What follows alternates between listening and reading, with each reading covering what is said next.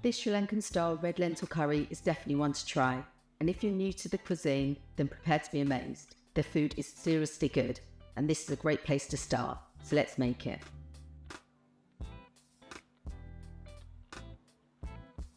Let's start by making the raw unroasted curry powder, the spice blend specifically used for this dish and many vegetable dishes in Sri Lankan cooking. You don't need to make it from scratch, and I'll give you alternatives later, but it is really simple to make, so if you can, give it a go.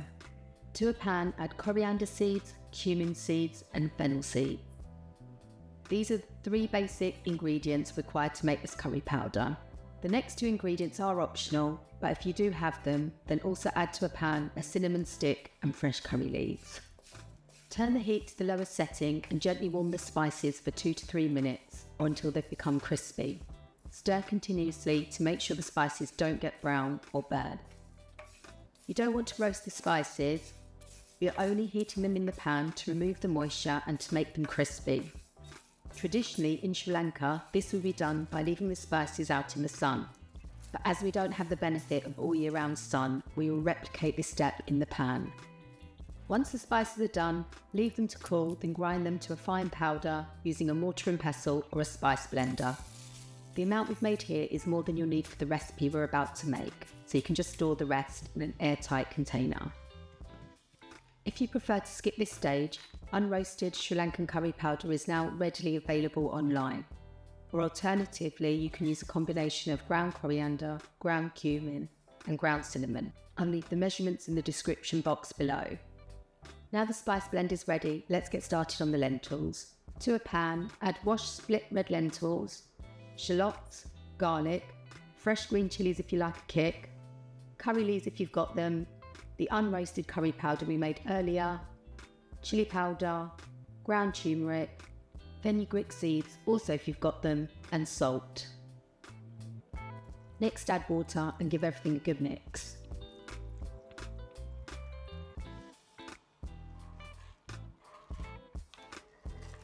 Turn the stove on to medium heat, bring the water to a simmer, place the lid on and cook for around 12 to 15 minutes or until most of the water has been absorbed and the lentils are soft to touch.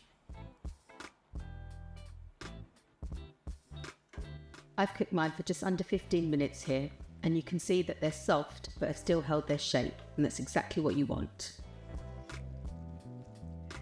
Now add the coconut milk, give it another stir, put the lid back on and cook for a further 2 to 3 minutes or until the consistency is to your liking.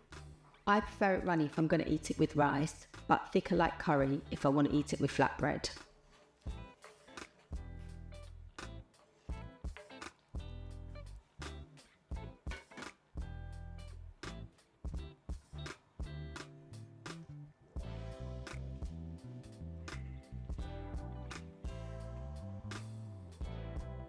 That's the lentils cooked, and quite often I eat it just like this, but there is one more stage that makes this dish a real treat. So to finish off, heat oil in a pan over medium heat. Add mustard seeds, and when they begin to pop and crackle, add the shallots and fry for a minute.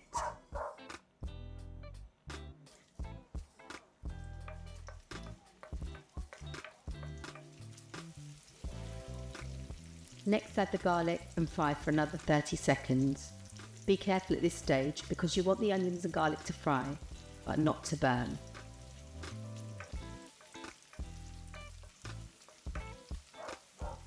Once the garlic is done, add the curry leaves and dried red chilies and cook for another minute or until the garlic and onions just start to colour.